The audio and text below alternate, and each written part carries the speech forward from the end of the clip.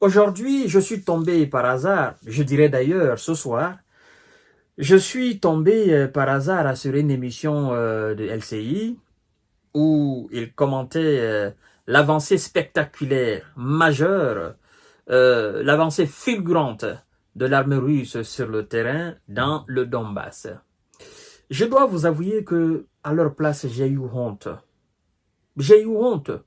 Parce que vous-même, on vous dit, vous êtes sur un plateau de télévision, on vous dit que 725 km² du territoire ukrainien a été conquis par l'armée russe. Bon, même si du côté russe,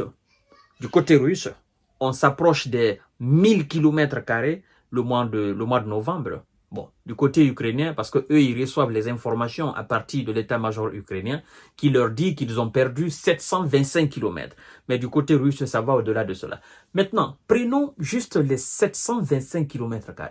D'abord, s'il vous plaît, partagez la vidéo dans tous les groupes possibles.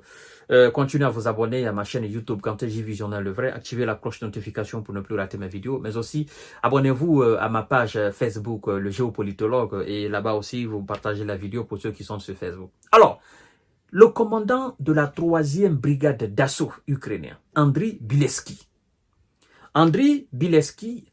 reconnaît clairement qu'ils sont dans la période la plus difficile des 3 ans de guerre, depuis 2022 jusqu'en 2024. Le mois de novembre jusque maintenant, c'est la période la plus difficile, reconnaît le commandant. Et la journaliste sur le terrain, je crois bien c'est l'envoyé spécial de LCI, elle-même reconnaît clairement, partout où elles ont été sur le champ de bataille, que ce soit Zaporizhzhia, que ce soit ou encore au niveau de Kurakhov, ou tout près de Pokrovsk, elle-même, elle avoue clairement que les Russes ne sont que à 5 à 6 km de la ville de Pokrovsk. Et je vois des invités sur le plateau de télévision de LCI qui disent que quand vous entendez 725 km, que c'est énorme, mais que c'est minime par rapport à la superficie de l'Ukraine. Mais c'est pas ça le problème, c'est pas ça la question. La question, c'est que l'Ukraine a perdu, avec l'appui des Occidentaux, ils ont perdu 725 km² en un seul mois. Et puis, il se permet de dire que ce n'est pas une percée. Mais moi, je me pose la question de savoir, en termes militaires, quand on dit percée au front, ça veut dire quoi? Ça veut dire quoi? La percée au front, vous êtes face à face avec votre adversaire. Il est de l'autre côté, vous êtes ici. D'accord? La percée, en termes militaires, ça veut dire quoi? J'ai cherché, j'ai demandé des militaires, des hauts gradés même, que ce soit en Afrique même ou en Occident. Je dis, mais quand on parle de percée dans un combat, d'accord, dans un conflit, où 2 monuments tels armées sont opposés, l'armée otanienne et l'armée russe sont opposées par exemple, quand on dit la percée, quand est-ce qu'on peut parler de percée d'une armée? Mais tous sont unanimes. Ils sont unanimes pour dire, à partir du moment où les lignes défensives de l'adversaire s'effritent, à partir du moment où vous arrivez à briser les lignes défensives de l'adversaire, vous arrivez à le repousser, vous prenez carrément sa position ou ses positions et que l'adversaire est contraint de fuir, voire même abandonner ses positions, on peut clairement dire que vous avez fait une percée majeure au front. Bon, vous êtes quand même si nous autres nous sommes civils, d'accord, vous êtes quand même intelligents. Depuis un certain temps, vous pouvez avouer, sans équivoque, la Russie a fait une percée ou la Russie n'a pas fait de percée. Avec la bonne volonté. La Russie a fait une percée majeure. Je ne parle pas de ce qui s'est passé le mois d'octobre même. Le seul mois de novembre, 725 km, vous avez encore l'audace de venir vous asseoir devant le monde entier pour dire que la Russie n'a pas encore fait de percée majeure.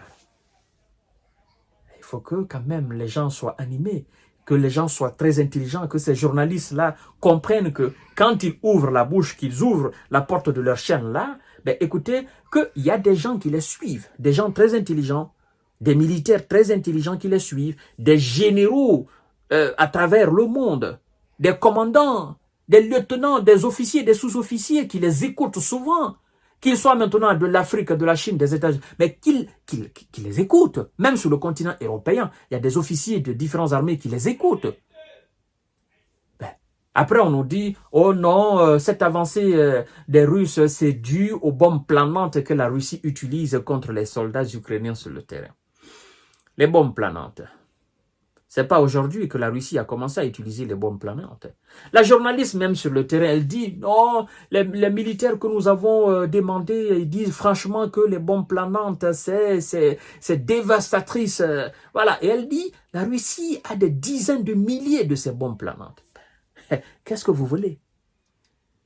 L'Occident devrait être capable de vous armer, vous Ukrainiens, soldats ukrainiens, de ces bombes planantes. Parce que l'Occident a la capacité de concevoir aussi ces bombes planantes. Ou bien vous voulez nous dire que l'Occident n'a pas ces bombes planantes? Vous êtes en guerre. Vous ne devez pas vous plaindre de ce que l'autre utilise, qui est dans le cadre conventionnel. Vous devez plutôt demander vos alliés, est-ce qu'ils ont l'équivalent de ça? Parce que les bombes planantes, c'est quand même des armes conventionnelles. Oui, ce n'est pas des armes nucléaires.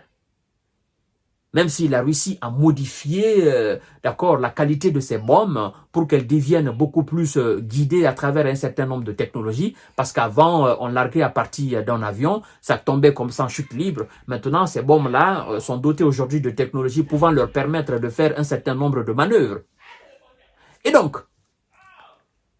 725 km sur le champ de bataille. Mesdames et messieurs, je vous dis, même hier, la Russie a conquis 2 autres localités. Donc, petit à petit, elle est aujourd'hui à, disons, 30% du territoire ukrainien conquis. Et avec tout ça là, on veut nous faire croire que la Russie n'a pas encore fait de percée majeure. Les mêmes qui disaient que l'armée russe était en manque de munitions. L'armée russe n'utilisait que des chars soviétiques. L'armée russe perdait 2000, 1500, 5000 et 500 militaires par jour. Les mêmes qui nous disaient que l'armée russe est en panne, c'est les mêmes qui s'asseyent aujourd'hui devant le monde entier, qui reconnaissent aujourd'hui devant le monde entier que la Russie est en position de force, tant sur le plan de munitions que sur le plan, n'est-ce pas, de soldats. C'est les mêmes qui avouent au monde entier que la Russie a conquis 725 km sur le territoire ukrainien. C'est les mêmes qui passent les messages des différents commandants qui reconnaissent clairement qu'ils sont en très grande difficulté face aux troupes russes. Mais vous parlez de quelles troupes russes, LCI? Vous parlez de quelles troupes russes? Celles que vous avez banalisées? Celles que vous avez piétinées? Celles que vous avez rabaissées? Celles que vous avez stigmatisées? Celle que vous avez neutralisée à travers vos verbes? À moins que ce soit de nouvelles troupes russes. Parce que si on devrait vous croire, n'est-ce pas, vos différentes sorties, vos différentes émissions sur l'armée russe, sincèrement, on se serait dit que l'armée russe même, voilà, c'est vraiment rien, c'est zéro. Mais je leur ai dit, à chaque fois que vous mentez sur l'armée russe, la réalité du terrain va toujours vous rattraper. Et c'est vous seul, vous viendrez devant le monde entier pour reconnaître la qualité, la puissance, la démonstration, l'avancée majeure, la percée de cette même armée. C'est ce qu'on est en train de constater aujourd'hui. Bon, je pense que vous avez compris la quintessence de cette émission. La Russie avance, elle est inarrêtable sur le terrain. Je vous donne rendez-vous tout à l'heure pour notre série d'informations décortiquage. Partagez la vidéo dans tous les groupes possibles. Continuez à vous abonner à ma chaîne YouTube Kanté J Visionnaire le vrai. Merci beaucoup.